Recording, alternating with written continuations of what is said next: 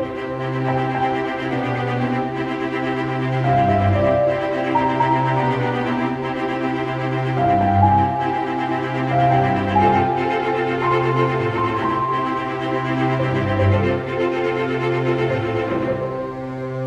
everyone and welcome to another episode of Superboy Legacy on YouTube.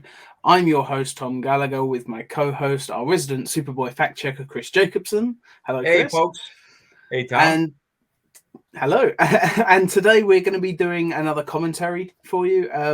This one was requested and it's the episode Troubled Waters, which is, I don't think it's that terrible an episode. It's a little bit divisive, but I mean it has its fans and it's been a while since I've watched it, so I thought, what the hell? Let's just do it. And we're going to have some fun with it. Now, if this is your first time joining us, this is not your typical YouTube reaction video. This is a full-length commentary, and as such, you will not be seeing any of the actual episode itself in this video. You'll have to get your own copy of the show, sync it up with us. We will count you in and watch alongside us. It's kind of like those uncut reactions you get on Patreon, except we don't charge you for them. We just make that the content. But anyway, so yeah, this is Superboy Season 1, Episode 10, Troubled Waters. And count you in as 3, 2, 1, play.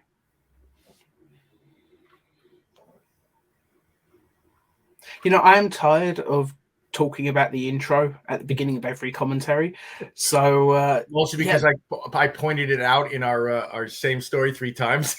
Yeah, we do it every time, but it's it is true. We do like these commentaries. They're delightfully 80s. Yeah, Troubled Waters is it's one of those fun episodes where they go back to Smallville, and I think that's going to be a lot of fun. It's always nice to see Pa Kent as well. And I think this was actually our first appearance of Ma Kent as well. I think you're right. But yeah, it's always nice when they go back to Smallville.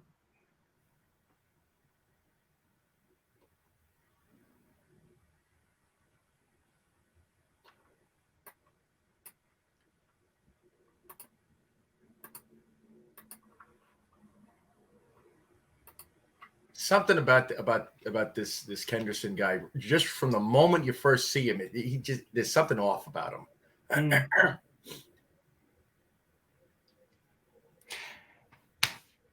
It is funny as well because watching this again now, it is giving me flashbacks to Superman and Lois Season 1, except obviously it's Morgan Edge. Yeah, it's buying up all the land in Smallville, and for a completely different reason. But it's nice to see sort of a town hall meeting, and the fact that this in such a small room as well, it does show that in this universe, Smallville actually is a small village. Yeah. Smallville is one of those places that tends to get bigger over the years go by. Like in the actual show Smallville, it was pretty massive, it had like a massive train station, and it's like, wow, this is practically a small city of its own, there's just no skyscrapers.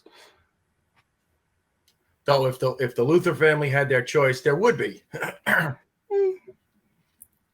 Either skyscrapers or just tons of factories and, power plants and whatever.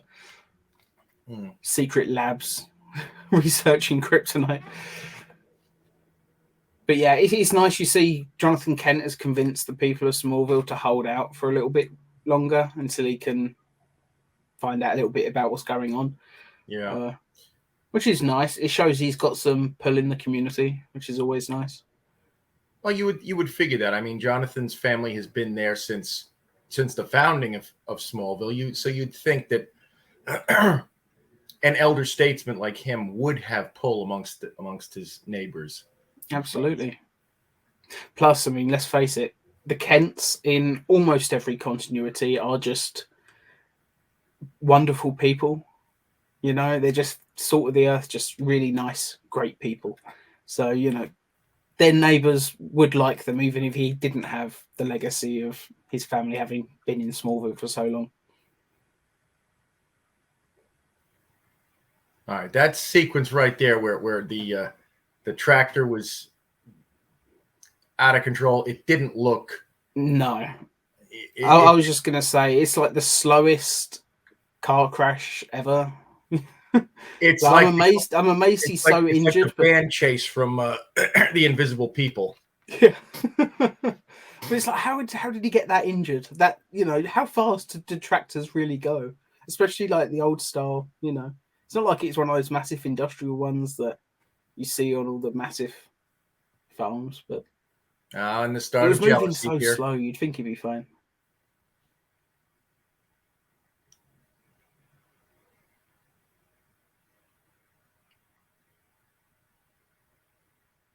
That typewriter she's using there, that's actually what I learned on when I took typing class in high school. Wow. I would love a typewriter like that. I like the 80s design of everything from that era. I think he just looks cool. It's unnecessarily bulky. I'm pretty sure even antique typewriters didn't have quite so much space on either side, just bulking it out. But yeah, I like it. Reminds me of Next Generation.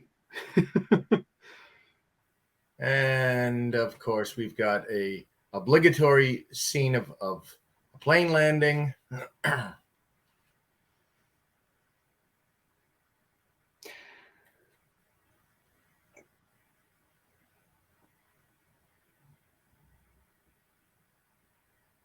I mean, why does Clark have to come in by coach?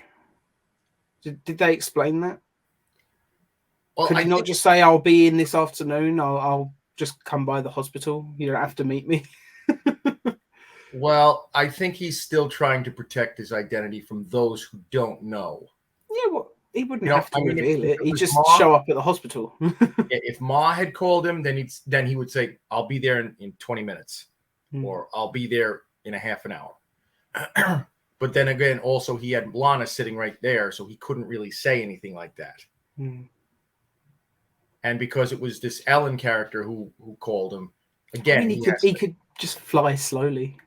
He could use his supervision to just check on Park Kent, make sure he's okay while he's flying, just slowly, just gliding over the country. And of course, these thugs. The most unbelievable thugs ever. Just a couple of middle-aged, overweight men.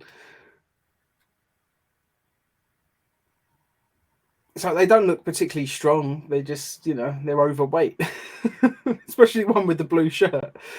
Yeah, and they don't particularly look menacing. No, it's like I'm pretty sure that even protecting his identity, Clark could still take them.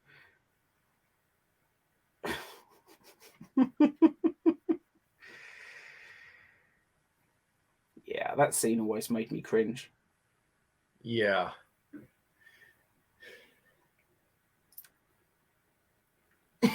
You think in a place like Smallville where people take care of each other that somebody would step in to help? It's Smallville. But Yeah. there, we had a nice moment there. He's trying his best to hold back his anger. He's like squashes, the bumper on that car. Then again, maybe the people around from Smallville who see this going on don't want to get involved. Yeah, maybe they know who they work for. Yeah. Which is not a good way to convince the people of Smallville to sell their farms.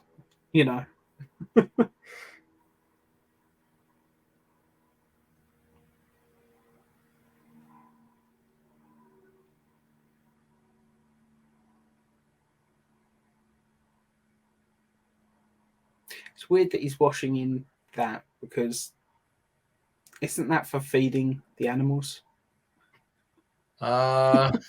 Yeah, I think so. Yeah. But he's on the Kent farm. He could just go inside and wash up in the kitchen or the bathroom. I suppose he didn't want them to worry, so he cleaned himself up before getting home, which makes sense. Yeah, and then the first thing that he does when he gets home is he tells them what happened. Yeah, so yeah, he didn't need to do that then. He could have just gone home and washed up there. In fact, Ma and Pa probably would have been proud of him for not revealing his identity and fighting back. Because that's what they taught him to do. Yeah. They're very much speak softly and carry the big stick kind of people. Mm. And of course, he does speak softly, and he is the big stick. Yeah. Just never at the same time. Yeah.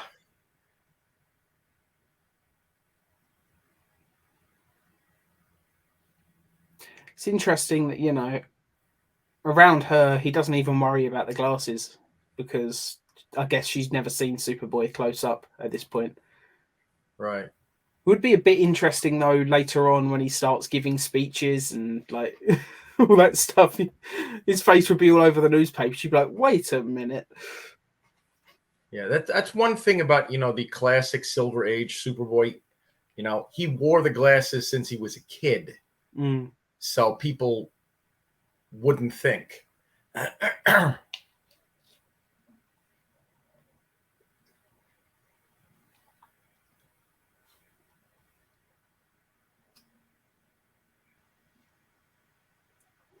I do like this scene.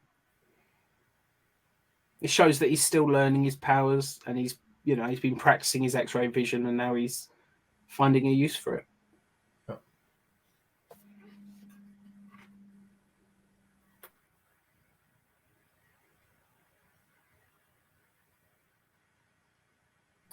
I know the compositing of this doesn't look the greatest. There's a lot of outlines around him, but the flying still is pretty damn good just from a wire work standpoint.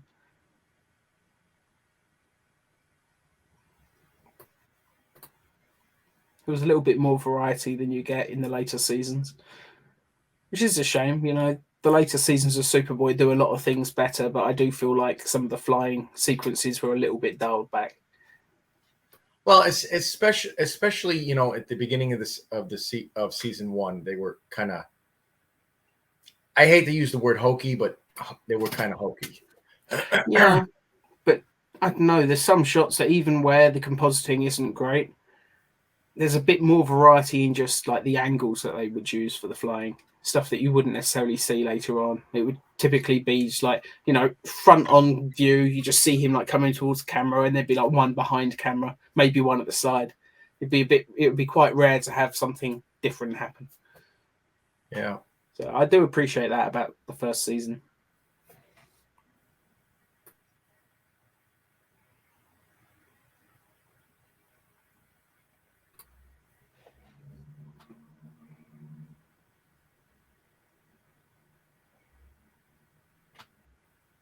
Always liked that shot.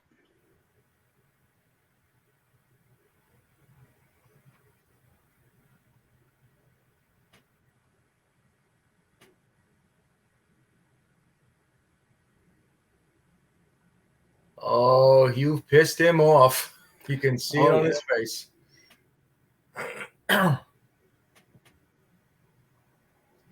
It's so strange though. It's just a weird, what's the word? Just a weird strategy to try and convince the people of Smallville to sell their land through intimidation. Like, isn't there that phrase that you catch more ants with honey than vinegar or something? Is that the phrase? More flies with honey than you do with vinegar. That's the one. It's like, but shouldn't he be trying to like butter up the people of Smallville, like give them what they want, like make them think like this is a good idea and all of that? He seems to be doing the exact worst thing that he could possibly do in this situation. Except, Jonathan is the linchpin. So if you take Jonathan out of it, the rest of the town will fold. But at the same time, if I was one of the people of Smallville, I'd be like, wait, you just killed Jonathan Kent? Fuck you, I'm not selling. And I'm going to convince everyone I know not to sell either. Yeah, which is why what they do at the end is a little bit more convincing. Again, though, man, his henchmen are just not intimidating. They're just, Yeah, I don't know whether it's the fact that they're not dressed like typical gangsters, or the fact that one of them has that giant paunch. I mean, they both kind of do. Maybe if they were dressed all in black or something, and put them in sunglasses or something, like make them look like henchmen. At the moment, they just they're a couple of middle-aged overweight men. Yep.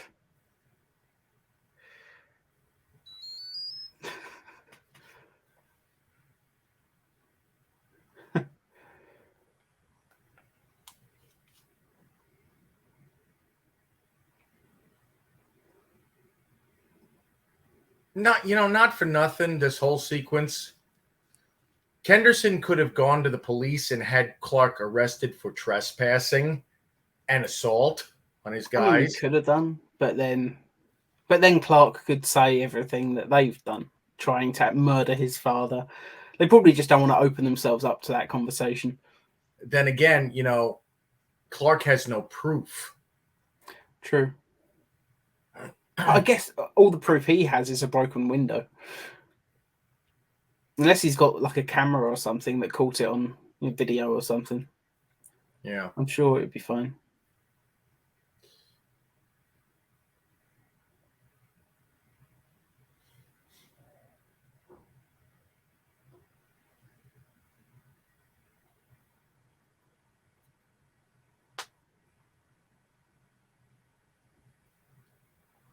I do like this scene.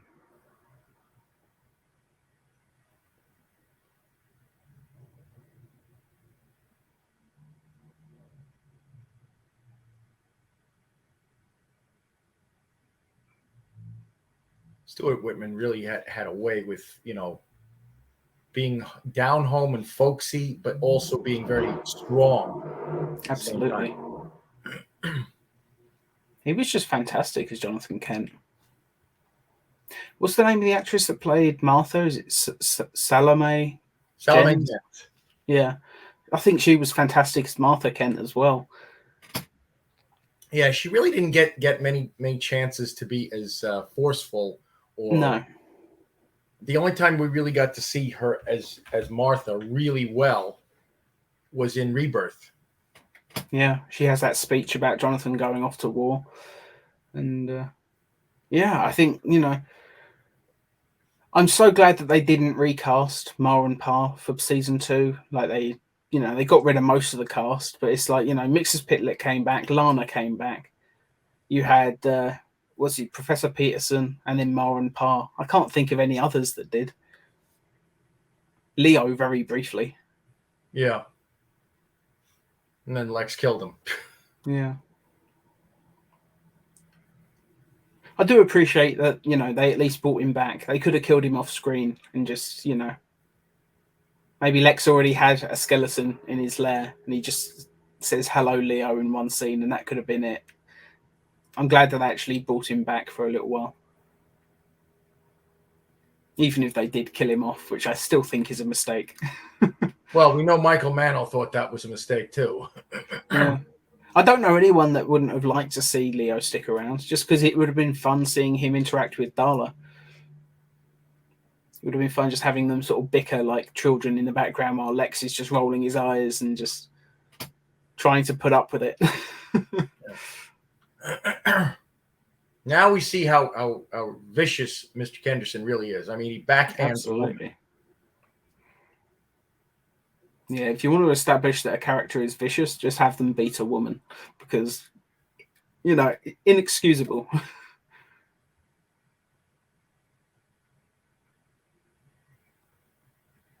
Unless, of course, the woman is beating children, then it's okay to hit them. Yeah, you're right. It does, but it's all based on circumstances.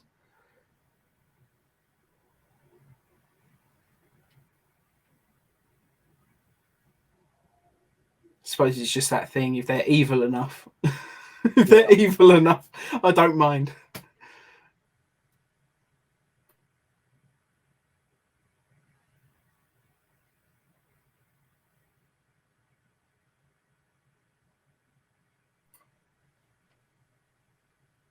Yeah, it's just like flying shots like that. You had a lot less of those as the show went on.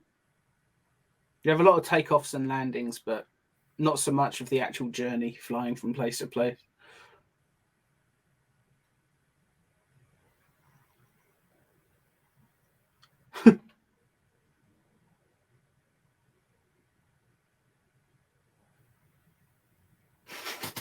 I've always liked that moment, you know. Yeah.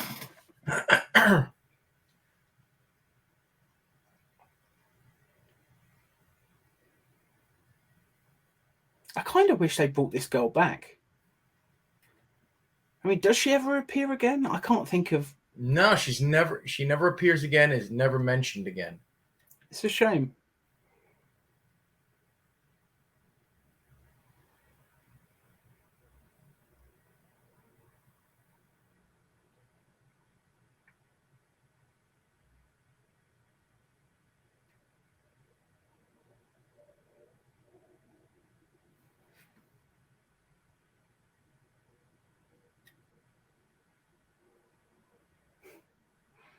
That was a pretty good flying shot. I know it's literally they just had him on a crane. It wasn't composited or anything.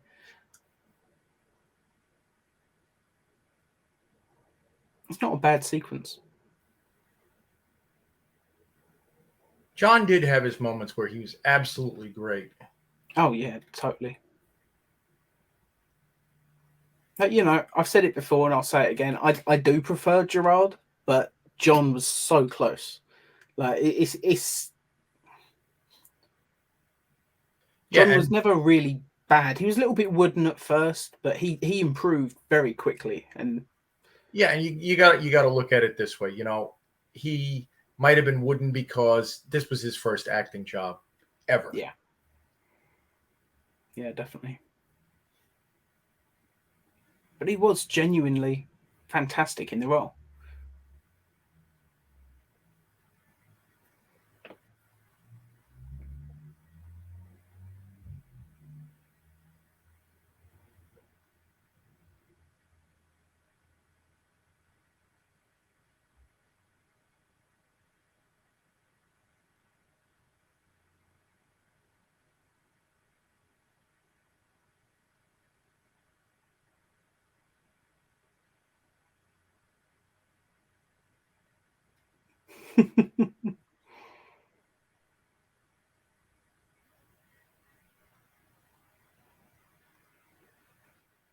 It is, you know, it's a shame that the relationship between Clark and Lana never really progressed after season 1. Yeah. It would have been nice, but I mean, I understand why they didn't. They were taking the show in a bit of a different direction, but knowing that him and Lana never really get together during the show, it's almost a shame they didn't keep that other character along, because I mean, he friend zoned her at the end, which is, you could tell that she was a little bit sad about that. Like, they shared that kiss earlier in the episode. Might have been nice to actually have Clark have a regular girlfriend on the show.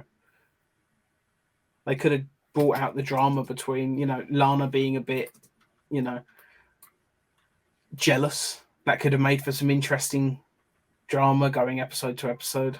Yeah, I mean, we did kind of have that in a Kind of Princess. Yeah, you know, a little bit. She was a bit jealous. It would have been nice to have an ongoing girlfriend for Clark, I think. Yeah, but then, you know, if he's flirting with Lana as Superboy, it makes him a little bit scummy. So yeah.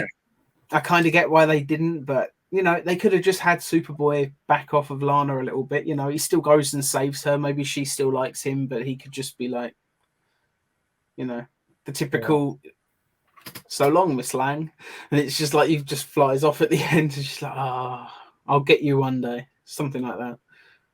Yep. But, yeah. I think that was a really fun episode. You know, there's a couple of cringeworthy moments. The henchmen aren't at all believable. Right. That sequence where Pa Kent can't stop the tractor was kind of laughable, but just because of how slow it was going. But yeah, overall, I think, you know, it's not a bad episode. I think it gets some unfair criticism. I think most of the unfair criticism it gets is because it's a season 1 episode. But it's a good season 1 episode, in my opinion, anyway. You know. Yeah, it's definitely better than, you know, certain episodes like Troubled Waters. Or this was Troubled Waters. This was Troubled Waters. Sorry. Invisible People. Yeah, the episode does deserve the hate that it gets. I still maintain it was a good idea for an episode. It was just poorly executed. But yeah, I mean the whole slow speed car chase, that was really awful. Yeah. But yeah, I mean, I see Troubled Waters sort of lumped in with Invisible People sometimes. There's not a lot of people like never, it's got its fans. There's a few people that I've seen talk about Troubled Waters in the past, and they do really like it. And I think I'm in that camp. But I mean, this episode was requested, so clearly it's got a fan, at least one fan that's watching. But yeah, I think it's a better episode than maybe people actually give it credit for. Yeah, and I mean the best thing about it is I believe this is our first actual visit to Smallville. Yeah, in the series. Yeah, before was Revenge of the Alien before this one or after? I'm trying to remember. After. I'm trying to think then. I mean, when did we first see Jonathan Kent then? Was this the first appearance of Jonathan and Martha? I think so, yeah. Wow. So, it deserves some credit just for that. And, we love the actors that played Jonathan and Martha. We think, Stuart Whitman and is it Salome Jens? Yes. I think they were just excellent in the role. I think obviously Jonathan Kent's a little bit better, but that's just mostly because he had more to do. But Martha, we did briefly touch on it in the episode Rebirth. She has that wonderful speech to Clark about Jonathan going to war, and she wasn't sure she could love a man that has taken lives. Just a fantastic scene, one of my all-time favorite scenes from this show. Just gave her a lot of depth, and I don't know, I feel like a lesser actress could have fumbled that scene, and she didn't. She, absolutely killed it. Yeah, I definitely think that this is our first actual visit to Smallville on the show. This is actually our first appearance of the Kents. Jonathan shows up again in Revenge of the Alien parts 1 and 2. And obviously, what was the episode we did recently with the guy with the black thing on his face? Phantom of the Third Division. Yeah, like that. You get a lot of Jonathan and Martha in that episode, mostly Jonathan. And we had fun when we did a commentary on that recently. Like the ending was surprisingly well done. I remember not thinking much of that episode, but when I was watching it for our commentary, I was like, yeah, this ending with Jonathan being put through this sort of obstacle course, this deadly obstacle course with live landmines and shit. I think it works. And then he has that heart to heart with the villain guy. I don't know. I like that episode a lot more than I used to. And I'm feeling the same about this one. Season 1 has some gems in there. You just have to look for them. Yeah, when we first started doing the podcast, back when we had Sam and Dave and who's the other guy? Adam.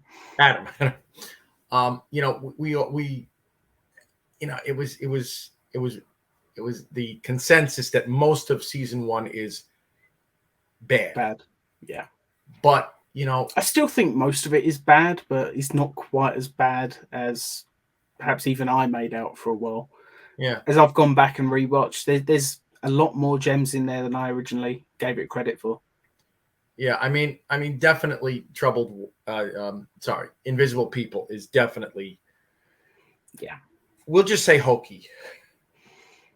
Just poorly executed, And I even think maybe the script wasn't that bad. I just think it just wasn't particularly well directed, that episode. And yet it was Jackie Cooper who was directing it, and he did one of our best episodes of season 1, and that was Kryptonite Kills. Yeah.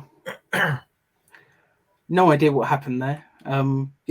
Mike Carlin, if you're watching, what the hell happened to Invisible People? Let us know. I still maintain that that first off, it was probably because he was still a brand new director. Yeah. He's just a little bit green, maybe. And the car chase sequence was poorly executed. We know that. But I'm sure that there's a lot more that was cut from the episode to get it down to a half an hour runtime. Definitely, yeah.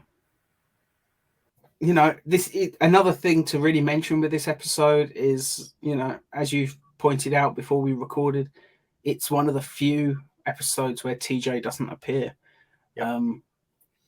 But then I can't really think of anywhere he could have fit in that would have, kept the same running time. I mean, maybe he could have gone with Clark to Smallville, maybe to take some pictures of what's going on but I mean, would the Schuster Herald really care? Yeah, I don't think they would. I don't think they would either, because the way Ellen put it on the phone is your dad got hurt in a tractor accident. That's not newsworthy. It wasn't newsworthy until Clark got there and figured out what was going on. Yeah.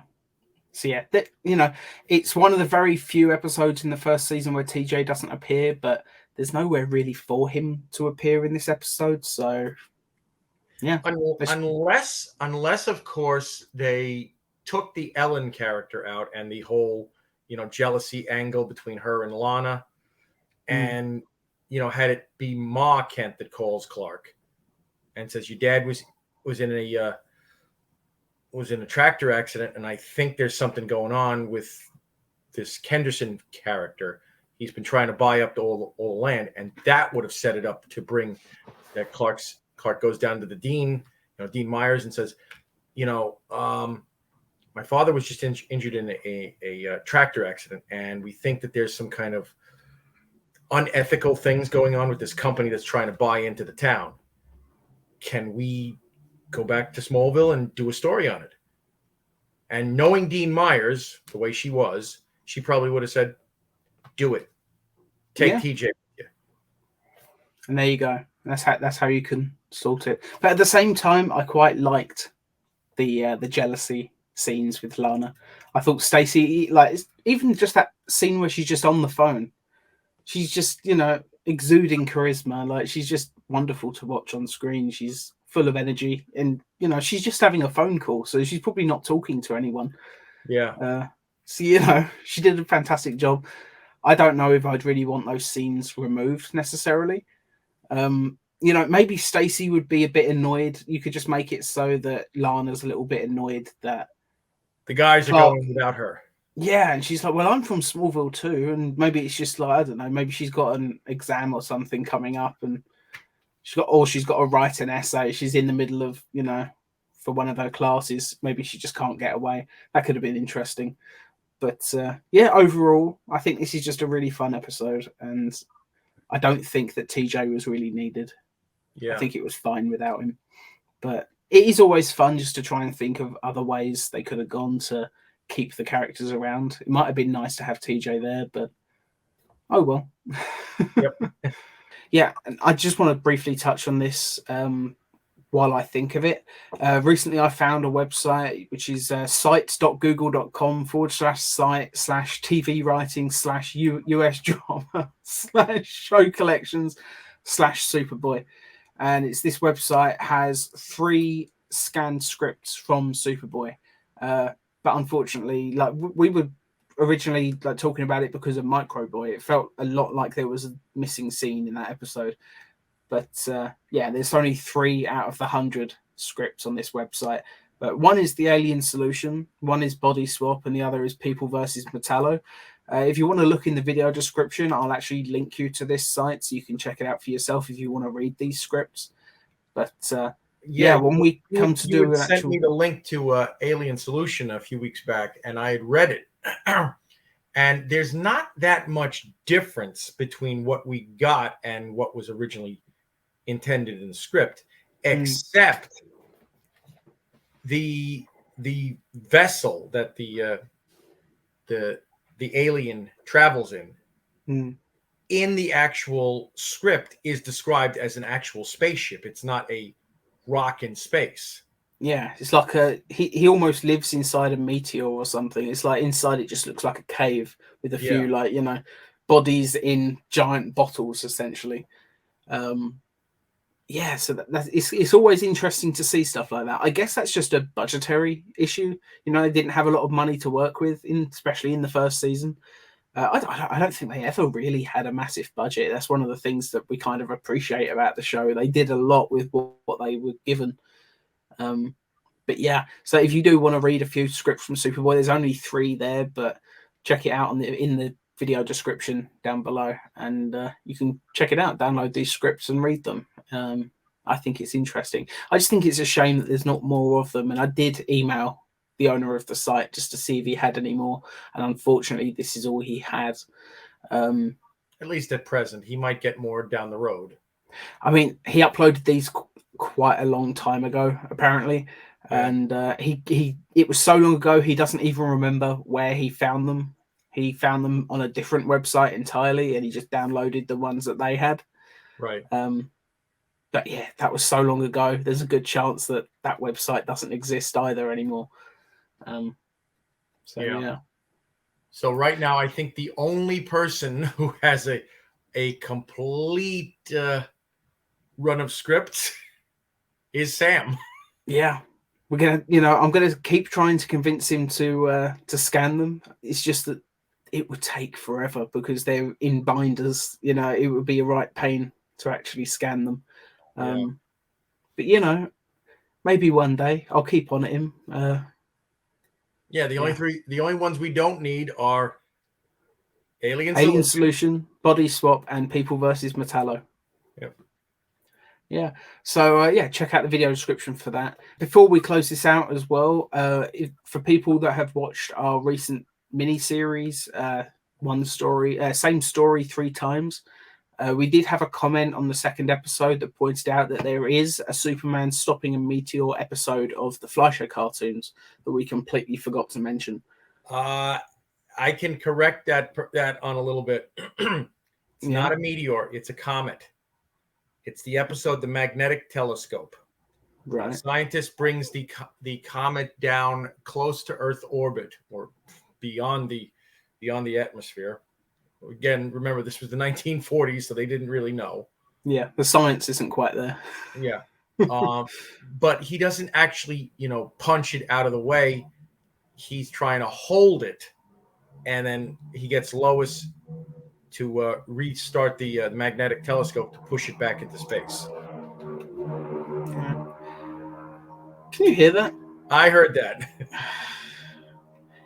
I swear it must be just one of my neighbors has a motorbike that's, I don't know, like it's souped up to be extra noisy. I don't hear any other vehicles, but I recognize that one every time. For some reason, every time we record, that's when he goes out somewhere. You think maybe he knows? I think maybe he just hates me. I've never met the guy. I have no idea who it is that has the motorbike, but it's a very recognizable sound. Yep. But so that's this episode. Obviously, I just wanted to add that little addendum to the end of, because we didn't mention it in Same Story 3 Times, I thought we might as well just tap it, stick it on the end of this one. Hopefully they actually have watched this episode, otherwise they've completely missed it. But so I guess that's why we didn't really talk about it, because it's a comet, and as you say, he's trying to hold it, and not quite the same, but it's very similar. So we do appreciate you commenting, talking about that. Were the Fleischer cartoons before the George Reeves show? Yes. So technically, if you count it, technically the first one isn't George Reeves. Technically the first one's the Fleischer cartoons, but I don't really count it. I think it's, tangentially related, like much like the 2 Superman the Animated Series episodes. Like, the Promethean is a lot closer to what we were talking about. But the late Mr. Kent was just a tiny little moment at the end of the episode. So I would put the Fleischer cartoon maybe in the same camp as the late Mr. Kent. But thank you all so much for watching this commentary. Be sure to tune in again next time, where we'll be doing a commentary on the season 3 episode, Sons of Icarus. Just because I've not watched it in a long time, I quite like this episode, and I think it'll be fun. Plus, it's the first, I think it is the first, or at the very least, it's a very early television appearance from Wayne Brady. Yep. So that's fun. Maybe at some point we'll have to try and get in touch with Wayne Brady. Maybe he's on Twitter. I'll see if I can send him a private message, try and get him on the show to talk about Sons of Icarus. I think that'd be a lot of fun. Assuming he remembers it, that is. If it's one of the early ones, typically you remember the early gigs, don't you? But Yeah. We'll see. Be sure to like, share, subscribe, leave us some comments, because apparently, you know, the YouTube algorithm, apparently that's how videos get shared or spread around. Like, it's how they recommend videos, is based on viewer engagement. So if you do leave a comment, we'll be replying to your comments. Maybe we'll get a little conversation going, and it all just helps us out. Absolutely. You know, Absolutely. helps us find more of an audience. Thank you all so much for watching. Goodbye.